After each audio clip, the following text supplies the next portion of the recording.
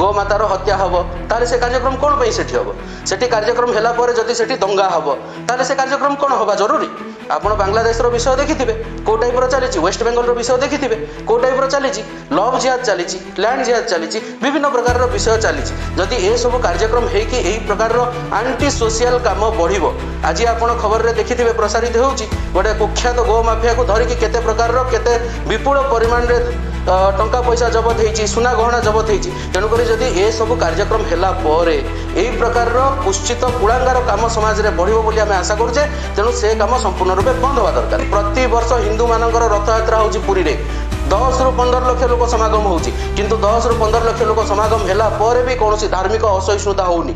ଆଶିଷ ବିଦୁରେନ୍ଦ୍ର ଛୋଟରାୟ, ହିନ୍ଦୁ ଜାଗରଣ ମଞ୍ଚ, ଓଡ଼ିଶା ପୂର୍ବ ପ୍ରାନ୍ତର ସହ ସଂଯୋଜକ।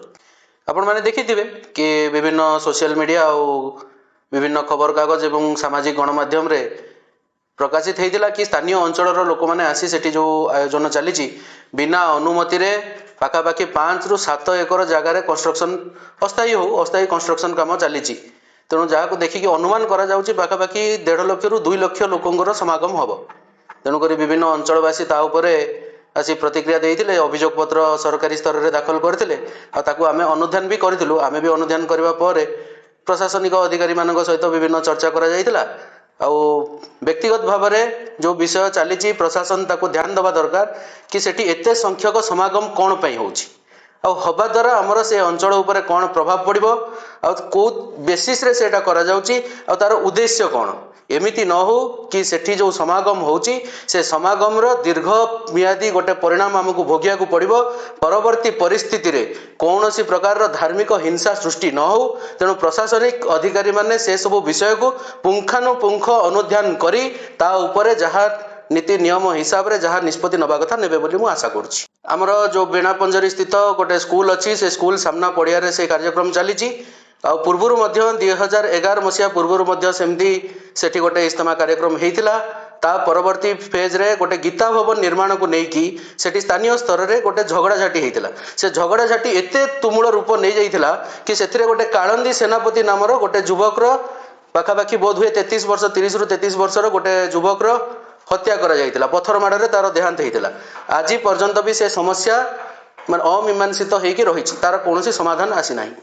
ତେଣୁ ଏଇଥିରୁ ଆପଣ ବୁଝିପାରୁଥିବେ କେତେ ସମ୍ବେଦନଶୀଳ ଜାଗା। ଆଉ ପୁଣି ମୁଁ ଯେତିକି ଅନୁଧ୍ୟାନ କରିକି ଡେଟା ନେଉଥିଲି, ଏତେ ଲୋକଙ୍କର ସମାଗମ କାରଣରୁ କିଛି ଦିନ 3-4 ଦିନ ପର୍ଯ୍ୟନ୍ତ କାର୍ଯ୍ୟକ୍ରମର ଶେଷ 3-4 ଦିନ ପର୍ଯ୍ୟନ୍ତ ସାଧାରଣ ଜନସମାଗମ ମାନେ ସାଧାରଣ ଜନତା ସେପଟେ ଯିବା ଆସିବା କରିବାରେ ବି ଅସୁବିଧା, ବହୁତ ପ୍ରକାରର ଅସୁବିଧା ସେଠି ହେଇଥିଲା। ଯେତେବେଳେ ଆମେ ଭାଇ ଭାଇର ନାରା ଦେଉଛେ ସେ ଭାଇ ଭାଇ ହେବା ଦରକାର। ଭାଇ ଚାରା ହେଇଗଲେ ଗୋଟେ ଭାଇ ଭାଇ ହେଇଯାଉଛି, ଆଉ ଗୋଟେ ଭାଇକୁ ଚାରା କରିଦେଉଛି। ତେଣୁକରି ମୋର ଆଗ୍ରହ ରହୁଛି ଯଦି ଆମେ ହିନ୍ଦୁ ମୁସଲିମ ଭାଇ ଭାଇର ନାରା ଦେଉଛେ, ଆମେ ଭାରତରେ ରହିକି ହିନ୍ଦୁମାନେ 5 ଥର ଆଜାନକୁ ସମ୍ମାନ ଜଣାଉଛନ୍ତି, ଠିକ୍ ସେତିକି ବେଳେ ଯେଉଁ ହିନ୍ଦୁ ଗୋମାତାକୁ ମା ବୋଲି ମୁଣ୍ଡିଆ ମାରୁଛି, ଯେଉଁ ହିନ୍ଦୁ ରାମ କୃଷ୍ଣ ମାତା ସୀତାଙ୍କୁ ଠାକୁର ବୋଲି ନିଜର ସର୍ବସ୍ୱ ବୋଲି ମୁଣ୍ଡିଆ ମାରୁଛି, ତେଣୁ ମୁସଲିମ ସମ୍ପ୍ରଦାୟର ବ୍ୟକ୍ତିବିଶେଷ ସେମାନଙ୍କୁ ଗୋମାତାକୁ ମା ବୋଲି ମାନନ୍ତୁ। ହିନ୍ଦୁ ଠାକୁର ହିନ୍ଦୁ ଯାହାକୁ ପୂଜା କରୁଛି, ଯାହା ଉପରେ ଆସ୍ଥା ରଖୁଛି, ସେ ଆସ୍ଥା ରଖୁଥିବା ପ୍ରତିଟି ବିଷୟ ପ୍ରତି ସମ୍ବେଦନଶୀଳତାର ସହିତ କାର୍ଯ୍ୟ କରନ୍ତୁ। ଆଉ କୌଣସି ନକାରାତ୍ମକ ବିଷୟ ସମାଜରେ ଚର୍ଚ୍ଚା ନ କରନ୍ତୁ। ଯଦି ହେଲା ତ ଭାରତ ବଦଳିଯିବ। ଇଏ ସ୍ୱାଗତ ଯୋଗ୍ୟ ପରିବେଶ କି ଆମର ହିନ୍ଦୁ ମୁସଲିମ ଭାଇ ଭାଇ ସମସ୍ତେ ଆମର ଜାତି ବର୍ଣ୍ଣ ନିର୍ବିଶେଷରେ ଆମେ ସମସ୍ତେ ଭାରତୀୟ ସମାଜରେ ହେଇକି ଚଳିବା, ଭାରତୀୟ ହେଇକି ଚଳିବା। ସରକାରଙ୍କ ପାଖେ ନିବେଦନ ଏତିକି କି ଯାହା ହେଉଛି ତାର କୌଣସି ପ୍ରଭାବ ଆଗାମୀ ସମୟରେ ହିନ୍ଦୁ ସମାଜ ଉପରେ ନ ପଡ଼ୁ, କୌଣସି ପ୍ରକାରର ସାମ୍ପ୍ରଦାୟିକ ହିଂସା ସୃଷ୍ଟି ନ ହେଉ, ଆଉ ସବୁକିଛି ଯାହା ବି ଚାଲିଛି ଯେମିତି ଚାଲିଛି ଶାନ୍ତି ଶୃଙ୍ଖଳା ବଜାୟ ରହୁ, ଏହା ହେଉଛି ଆମର ନିବେଦନ।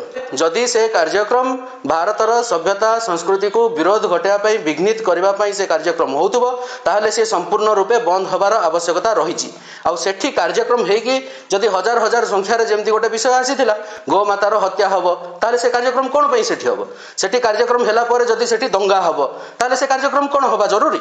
ଆପଣ ବାଂଲାଦେଶର ବିଷୟ ଦେଖିଥିବେ କେଉଁ ଟାଇପ୍ର ଚାଲିଛି, ୱେଷ୍ଟ ବେଙ୍ଗଲର ବିଷୟ ଦେଖିଥିବେ କେଉଁ ଟାଇପ୍ର ଚାଲିଛି, ଲଭ୍ ଜିହାଦ ଚାଲିଛି, ଲ୍ୟାଣ୍ଡ ଜିହାଦ ଚାଲିଛି, ବିଭିନ୍ନ ପ୍ରକାରର ବିଷୟ ଚାଲିଛି। ଯଦି ଏସବୁ କାର୍ଯ୍ୟକ୍ରମ ହେଇକି ଏହି ପ୍ରକାରର ଆଣ୍ଟି ସୋସିଆଲ କାମ ବଢ଼ିବ, ଆଜି ଆପଣ ଖବରରେ ଦେଖିଥିବେ ପ୍ରସାରିତ ହେଉଛି ଗୋଟେ କୁଖ୍ୟାତ ଗୋ ମାଫିଆକୁ ଧରିକି କେତେ ପ୍ରକାରର କେତେ ବିପୁଳ ପରିମାଣରେ ଟଙ୍କା ପଇସା ଜବତ ହେଇଛି, ସୁନା ଗହଣା ଜବତ ହେଇଛି। ତେଣୁକରି ଯଦି ଏସବୁ କାର୍ଯ୍ୟକ୍ରମ ହେଲା ପରେ ଏହି ପ୍ରକାରର କୁଶ୍ଚିତ କୁଳାଙ୍ଗାର କାମ ସମାଜରେ ବଢ଼ିବ ବୋଲି ଆମେ ଆଶା କରୁଛେ। ତେଣୁ ସେ କାମ ସମ୍ପୂର୍ଣ୍ଣ ରୂପେ ବନ୍ଦ ହେବା ଦରକାର। କାହିଁକି ନା ଆଉ ଗୋଟେ ବିଷୟ ମୁଁ କହୁଛି, ପ୍ରତିବର୍ଷ ହିନ୍ଦୁମାନଙ୍କର ରଥଯାତ୍ରା ହେଉଛି ପୁରୀରେ, 10 ରୁ 15 ଲକ୍ଷ ଲୋକ ସମାଗମ ହେଉଛି କିନ୍ତୁ 10 ରୁ 15 ଲକ୍ଷ ଲୋକ ସମାଗମ ହେଲା ପରେ ବି କୌଣସି ଧାର୍ମିକ ଅସହିଷ୍ଣୁତା ହେଉନି।